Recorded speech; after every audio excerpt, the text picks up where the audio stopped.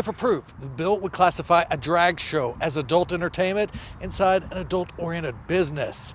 Anyone under 18 years old could not watch the show, and a drag show could not happen on public property.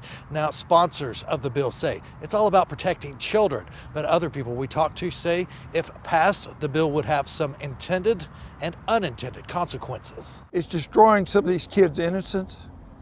They're no longer kids. They're seeing things that they shouldn't be seeing. It's just putting the same restrictions on them that we would have on a strip club or anything like that. Senate Bill 43 would classify a drag performance as an adult-oriented business and adds more location restrictions. It's sponsored by State Senator Gary Stubblefield and State Representative Mary Bentley. We don't let our kids have tattoos no matter where you're at, who the parents are. You don't let them go into a bar. You don't let them go into a casino. I could list a number of things we don't let little kids do because we protect our kids. Prohibiting the performance anywhere. It wouldn't have to be particularly inside a business or anywhere. It's just it's prohibiting any drag queen performance in front of where minors are present. SB 43 defines a drag performance in which one or more performers exhibit gender identity that is different than their assigned sex using clothing, makeup, or other accessories.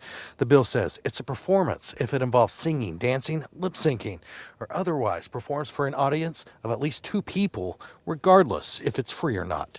If approved, SB 43 also adds that an adult-oriented business should not be located on public property or where a minor can view it. The audacity of this bill to try to say that we aren't being appropriate in front of all audiences is absurd. Patty Johnson says she's performed drag for all ages for about 12 years. For me, it means that I over-exaggerate some of my feminine qualities, just like Dolly Parton or Elvira. It sexualizes all drag performance. Is it that we don't want people wearing low-cut shirts to read books to children, or is this just about keeping any kind of queerness away from kids? Megan Tulloch with Northwest Arkansas Equality says the bill could be unconstitutional by limiting free speech and says it could have an impact on anything from theater performances to pride parades. Even having nothing to do with the youth zone,